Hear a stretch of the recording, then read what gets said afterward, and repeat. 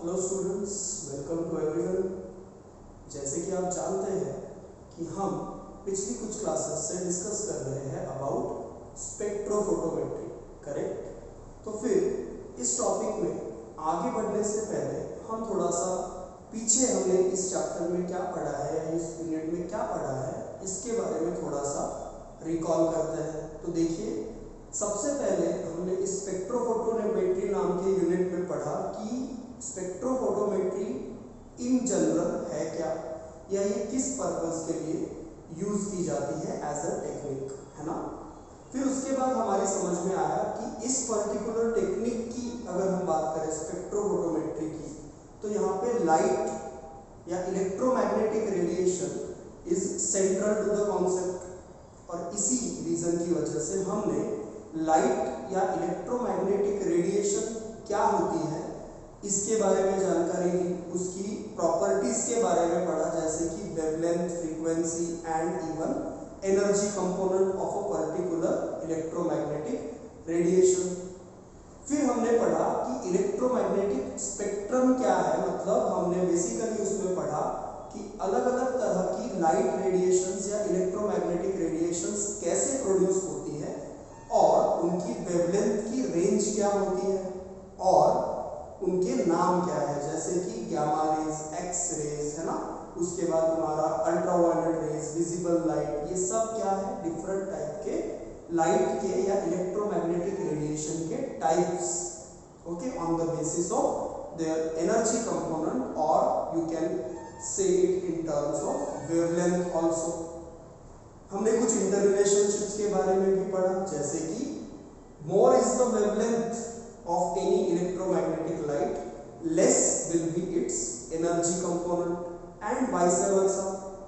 Frequency और wavelength की relationship के बारे में भी हमने ऐसा ही कुछ पढ़ा कि भाई किसी लाइट की वेवलेंथ जितनी ज्यादा होगी उस पर्टिकुलर लाइट की या इलेक्ट्रोमैग्नेटिक रेडिएशन की फ्रीक्वेंसी उतनी ही कम होगी, करेक्ट। उसके बाद हमने पढ़ी दो इंपॉर्टेंट चीजें, मतलब दो इंपॉर्टेंट लॉज, जिन्हें हम कंबाइंड मैनर में कहते हैं लॉज ऑफ एब्जॉर्प्शन। जिसमें से पहला लॉ कौन सा था, याद करो, रिसेंटली पढ़ा है हमने। जो पहला लॉ था वो था बाउचर लैम्बर्ट्स लॉ, और जो दूसरा था वो था बियर्स लॉ, है ना। अगर आप पिछली क्लास को ध्यान से देख चुके हो तो आपको याद आएगा कि बाउचर लैम्बर्ट्स लॉ कहता है कि amount of light absorb by any particular material, okay, if a light is passed through any material, then amount of light absorbed by that material depends upon thickness या path length of that material, okay, and it was denoted by symbol B। जबकि bears law ये कहता है कि amount of light absorbed by any light absorbing material, when a light is passed through it, the absorbance depends upon concentration of that material, okay, and it was denoted by C। तो हमने mathematical expression दोनों ही laws के लिए independently दिया, correct. लेकिन हमने उसके बाद क्या पढ़ा कि if we combine these two laws, means Bouguer Lambert's law and Beer's law, the combined law is then stated as Beer Lambert's law, बराबर पढ़ा है हमने ये। और इस बियर लैम्बर्ट्स लॉ के कंबाइंड या संयुक्त स्टेटमेंट के हिसाब से क्या स्टेटमेंट बनता है कि ये लॉ इन दोनों का कॉम्बिनेशन है। तो ये लॉ कहता है कि amount of light absorb by any light absorbing chemical material और compound depends upon both thickness और path length as well as concentration of that material. Is it okay. और इसीलिए बियर लैम्बर्ट्स लॉ का combined mathematical expression जो हमने ultimately निकाला था। कैसे निकाला था इसकी डिटेल्स अगर आपको फिर से जाननी है तो go back to the last video, recent video, where you will find that how we obtain the mathematical expression for Beer-Lambert's law, because I am here writing directly the equation that we got. It was like log to the base 10 I0 by I.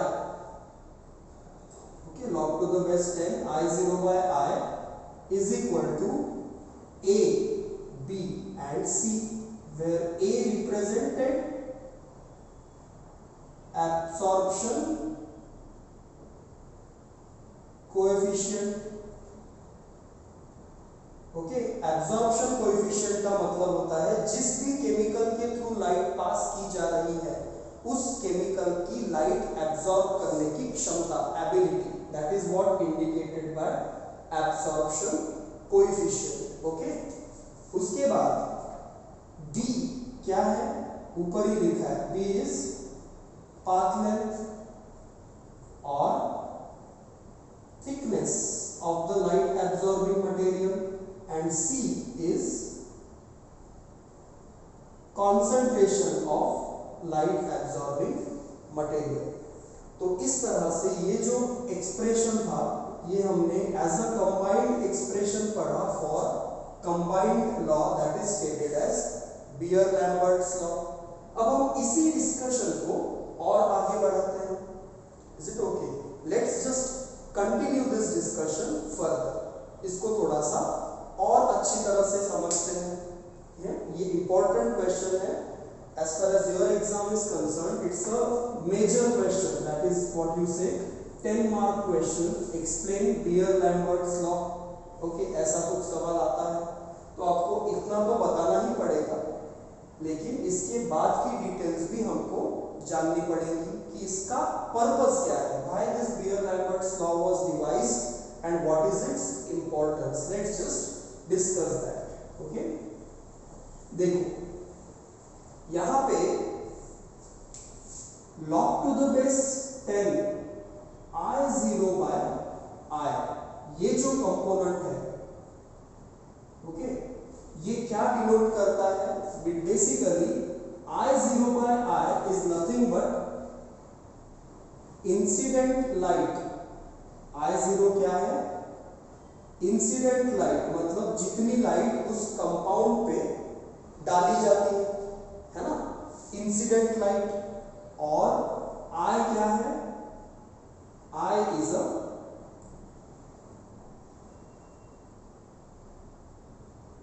Transmitted light, मतलब ये वो light है जो absorb नहीं होती और बाहर निकलती है ना। तो जाहिर सी बात है कि अगर कोई केमिकल कंपाउंड आने वाली लाइट में से कुछ मात्रा में लाइट एब्जॉर्ब करेगा तो निकलने वाली लाइट जो एब्जॉर्ब नहीं हो पाती वो वाली लाइट आने वाले लाइट के मुकाबले कम इंटेंसिटी की होगी, राइट। तो ट्रांसमिटेड लाइट की इंटेंसिटी हमेशा किससे कम होगी, सॉरी ये जीरो नहीं रहेगा यहाँ पे, ट्रांसमिटेड लाइट की इंटेंसिटी हमेशा किस इंटेंसिटी से कम होगी, इंसिडेंट लाइट की। Is it okay? तो इंसिडेंट लाइट को हम हमेशा I0 से इंडिकेट करते हैं और ट्रांसमिटेड लाइट को हम हमेशा I से इंडिकेट करते हैं। और ये जो कंपोनेंट है I0 by I, मतलब incident light upon transmitted light, इसे टेक्निकली कहा जाता है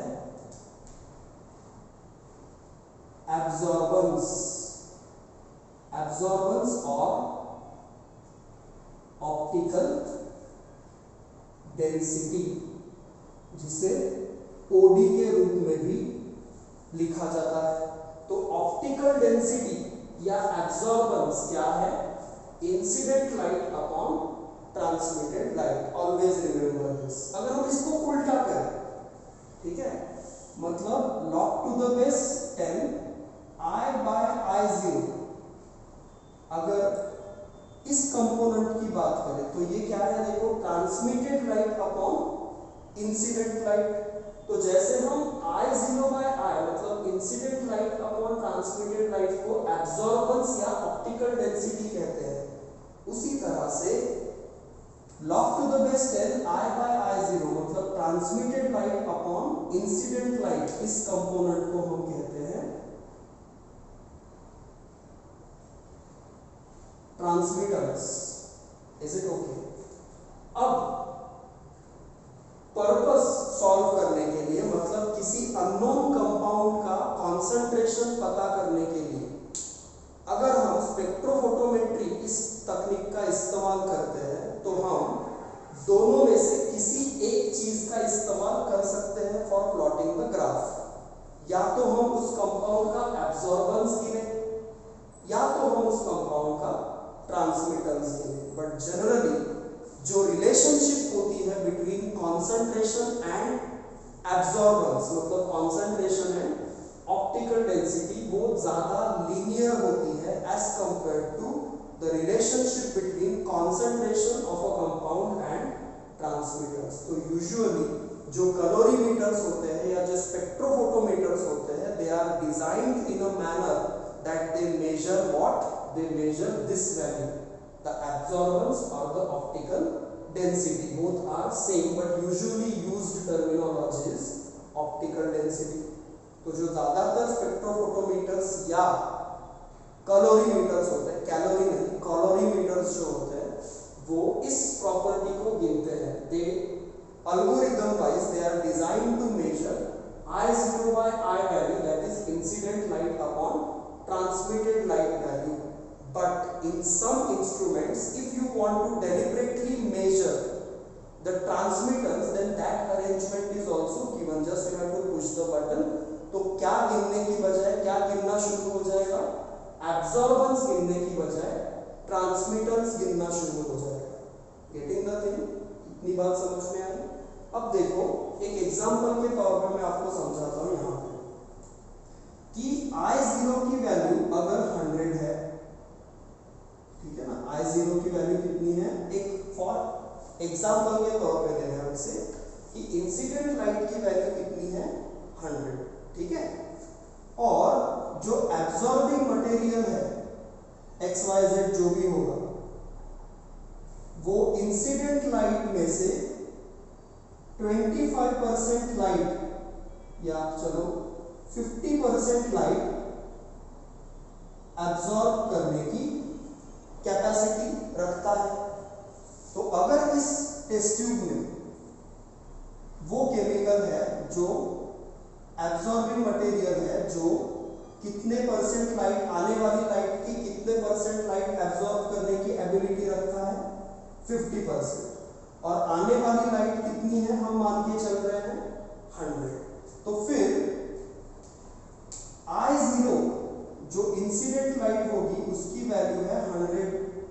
इस मटेरियल की कैपेसिटी है आने वाली लाइट के 50% लाइट को एब्जॉर्ब करना।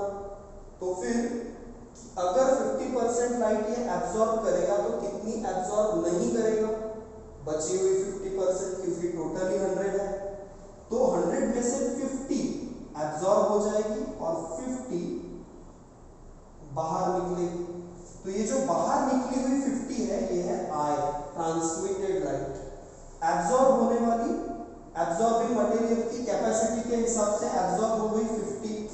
तो अब I0 by I देखो कितना आएगा, I0 by I will be equal to 100 upon 50 is equal to what? कितना आएगा? I0 by I की वैल्यू आएगी 2, बराबर। I0 by I की वैल्यू क्या आएगी, 2 आएगी। Getting the thing?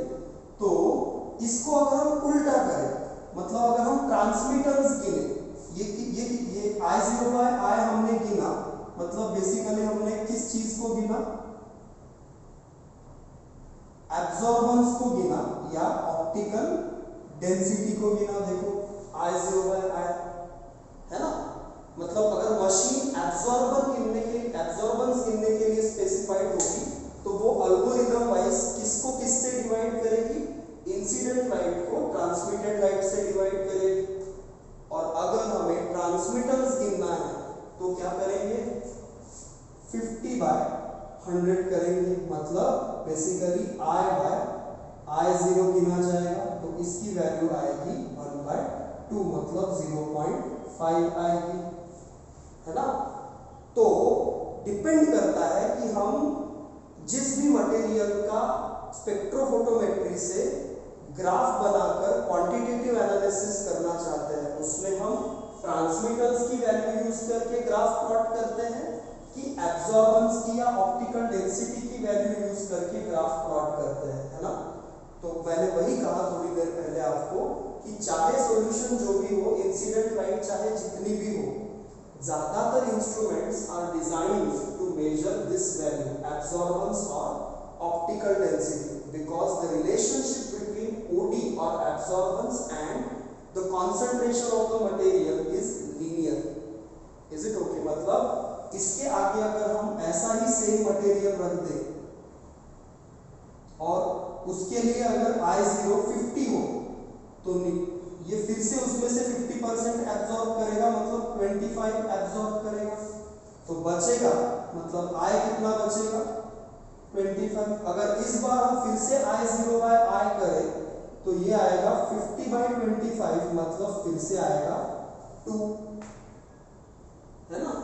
तो ये कैसा है, कांस्टेंट है, राइट। तो इसी वजह से जो एब्जॉर्बेंस है उसे या ऑप्टिकल डेंसिटी है उसे एज अ स्टैंडर्ड वैल्यू लिया जाता है, गिना जाता है इन वेरियस टाइप्स ऑफ स्पेक्ट्रोफोटोमीटर्स।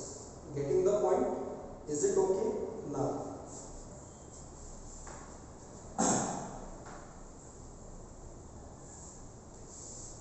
अगर हम इसको थोड़ा अलग तरीके से लिखें, किसे, एब्जॉर्बेंस या ऑप्टिकल डेंसिटी को, तो हम अगर I0/I is equal to absorbance है या ऑप्टिकल डेंसिटी है, तो इसको अलग तरीके से कैसे लिखा जा सकता है, एब्जॉर्बेंस और optical density is equal to log I0 minus log I, है ना। इतनी मैथमेटिक्स तो जानते होंगे कि this if is the equation, then it can also be written like this: absorbance or optical density is equal to log I0 upon log I। Incident light या I0 की intensity जितनी भी होगी वो हमेशा 100% होगी, क्योंकि उसमें से अभी कुछ भी एब्जॉर्ब नहीं किया गया है। तो अगर हम I0 को 100 मान के चले तो log 100 minus log I is equal to what? Absorbance, correct? और OD, तो absorbance या OD, therefore अब log 100 की वैल्यू अगर आपको पता है तो होती है 2, नहीं पता तो log टेबल से देख सकते हैं। log 100 is value wise 2, so equation now becomes 2 minus log I। तो I की वैल्यू जितनी भी होगी उसका लॉगरिथमिक वैल्यू अगर हम यहाँ पे पुट कर देंगे तो 2 माइनस वो वैल्यू हो जाएगा तुम्हारा एब्जॉर्बेंस और OD की वैल्यू, राइट। तो हम इसे ऐसे भी निकाल सकते हैं। बेसिकली हमारा पर्पस क्या है कि किसी कंपाउंड या किसी केमिकल मटेरियल में से लाइट पास होने के बाद कितनी लाइट एब्जॉर्ब हुई, मतलब कितनी परसेंट लाइट एब्जॉर्ब हुई और कितनी परसेंट लाइट ट्रांसमिट हुई, इसका रेशियो निकालना, मतलब बेसिकली OD या एब्जॉर्बेंस फाइंड आउट करना। Is it okay? इतनी बात क्लियर हो गई होगी, ठीक है। अब इसका पर्पस क्या, OD निकाल के हम क्या हासिल करेंगे, तो देखो यहाँ पे एक स्टेटमेंट मैं लिख रहा हूं ताकि चीजें थोड़ी सी बेटर तरीके से क्लियर हो। एज रिलेशनशिप बिटवीन OD और absorbance and concentration of the material is linear, okay, if, यहां से ध्यान से पढ़ना, if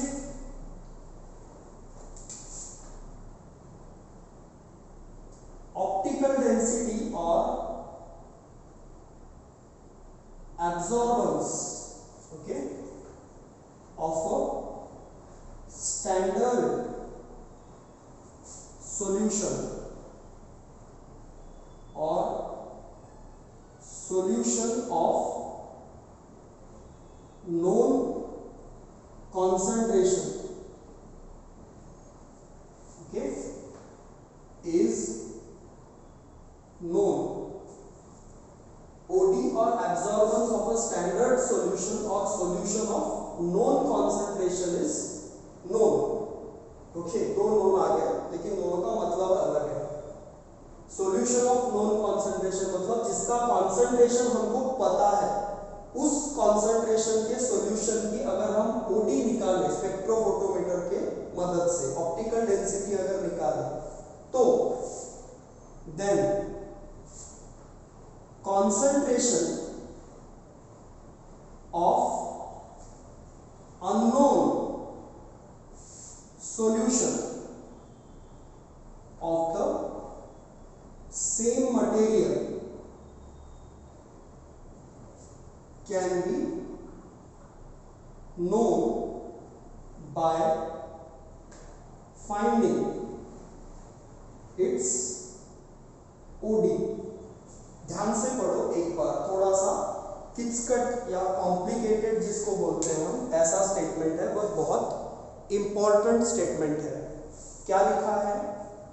अगर हम, हिंदी में बता रहा हूं मैं इसका मतलब, कि अगर हमको किसी ऐसे मटेरियल की जिसका नेचर हमको पता है, कॉन्सेंट्रेशन भी हमको पता है, ऐसे किसी केमिकल कंपाउंड या किसी मटेरियल की ऑप्टिकल डेंसिटी हम जान लें बाय यूजिंग स्पेक्ट्रोफोटोमीटर, जो कि आसानी से किया जा सकता है, तो इसकी मदद से हम ऐसे किसी सॉल्यूशन का कंसंट्रेशन पता कर सकते हैं जो सेम मटेरियल का है, लेकिन हमको कितनी मात्रा में है ये नहीं पता. तो अगर हम उस सेम मटेरियल की ओडी वैल्यू स्पेक्ट्रोफोटोमीटर से निकालें, तो हम अननोन सॉल्यूशन में उस मटेरियल का कितना कंसंट्रेशन है ये निकाल सकते हैं. बेसिकली इसी को हम क्वांटिटेटिव एनालिसिस कहते हैं. देखो कैसे, एक एग्जांपल लेके मैं आपको समझाता हूँ. सबसे पहले हम फॉर्मूला मेंशन कर लेते हैं ताकि एग्जांपल हमको ध्यान से समझ में आए. इस स्टेटमेंट का formula, is it okay? See, formula कैसे जाएगा? Formula will go like concentration of what? हमको concentration किसका पता करना है? unknown solution upon concentration of standard solution is equal to, okay, concentration of unknown solution upon concentration of standard solution is equal to optical density of unknown solution upon optical density of standard solution. इसको थोड़ा सा modify करें हम, तो हम क्या कर सकते हैं? हमको जानना है कॉन्सेंट्रेशन ऑफ अननोन सॉल्यूशन. देखो, concentration of unknown solution of the same material can be known by finding its OD. क्योंकि ये जो दो वैल्यूज है, स्टैंडर्ड सॉल्यूशन का कॉन्सेंट्रेशन और स्टैंडर्ड सॉल्यूशन की ओडी, ये हमको पता है, करेक्ट. अननोन सॉल्यूशन जो है उसकी ओडी हम पता कर सकते हैं by passing the light through it using spectrophotometer. तो पता किया क्या जा सकता है? नॉर्मल सी बात है मैथमेटिक्स में, अगर 4 वैल्यूज में से 3 वैल्यूज पता है या पता की जा सकती है, तो चौथी वैल्यू आसानी से निकल जाएगी. कैसे? Just rearrange this equation for concentration of unknown solution. ये इधर चला जाएगा तो अब नया इक्वेशन क्या बनेगा? नया इक्वेशन बनेगा कुछ ऐसे, OD of unknown into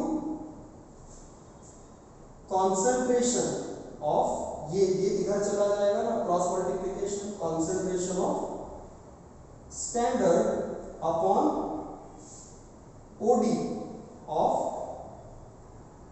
standard is equal to हो जाएगा तुम्हारा concentration of अननोन सॉल्यूशन। तो ये फॉर्मूला जो है ये क्वांटिटेटिव एस्टिमेशन का सेंट्रल फॉर्मूला है। अगर हम स्पेक्ट्रोफोटोमीटर यूज करके क्वांटिटेटिव एस्टिमेशन कर रहे हैं चीजों का, this is the formula that is central to the what concept of quantitative estimation.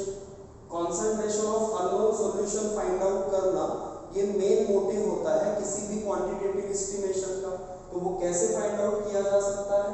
तो हम उसी मटेरियल का स्टैंडर्ड सॉल्यूशन लेंगे जिसकी कॉन्सेंट्रेशन हमको पता है, उसकी ओडी निकालेंगे स्पेक्ट्रोफोटोमीटर से, फिर किसकी ओडी निकालेंगे? उस सॉल्यूशन की जिसका कॉन्सेंट्रेशन अननोन है।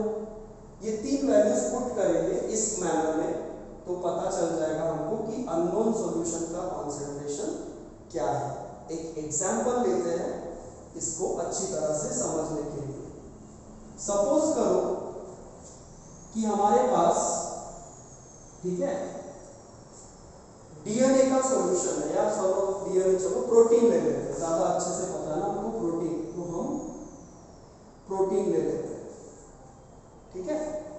प्रोटीन का सॉल्यूशन है स्टैंडर्ड वाला, स्टैंडर्ड वाला मतलब जिसका कॉन्सेंट्रेशन हमको पता है कि 2 mg/ml है, मतलब 1 ml में कितना मिलीग्राम प्रोटीन है?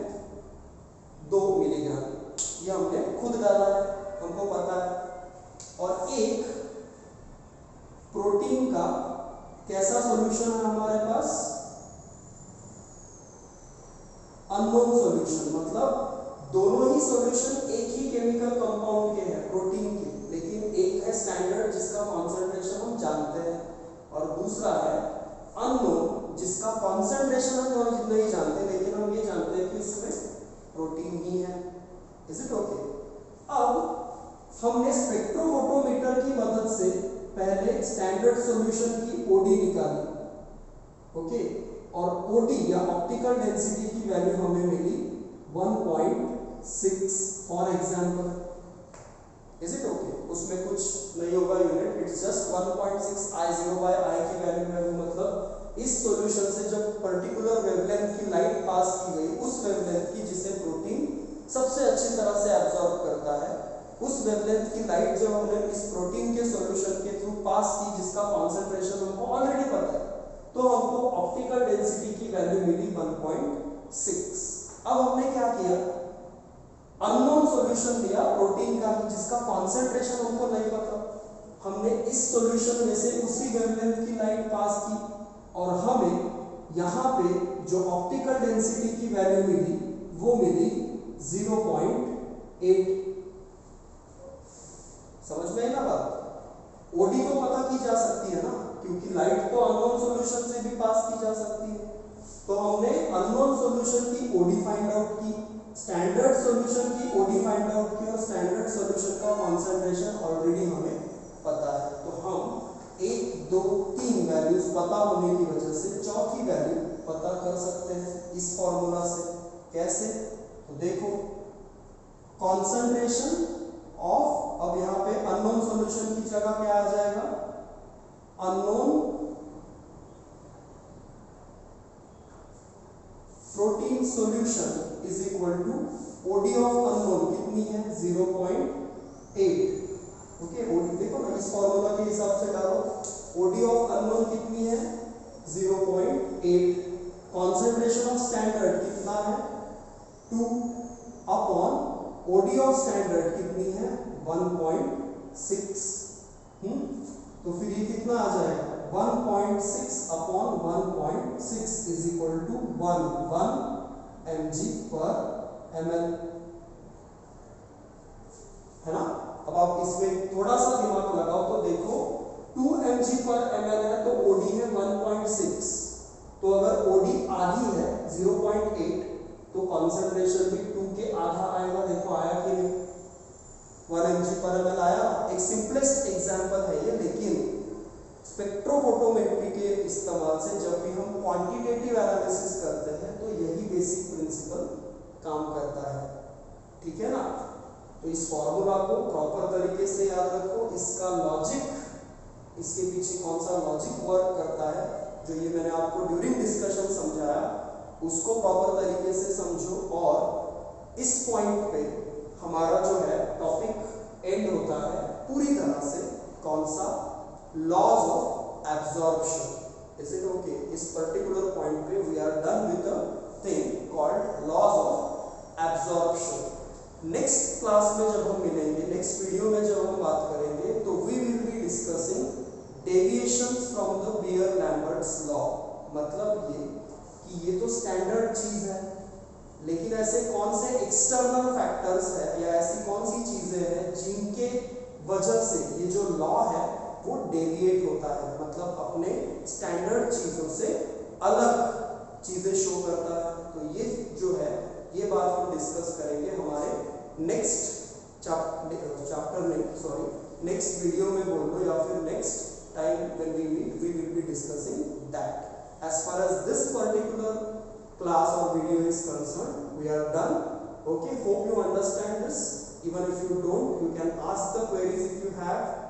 Okay, and you can always repeat this video to see what we have learned. Is it okay? So thank you.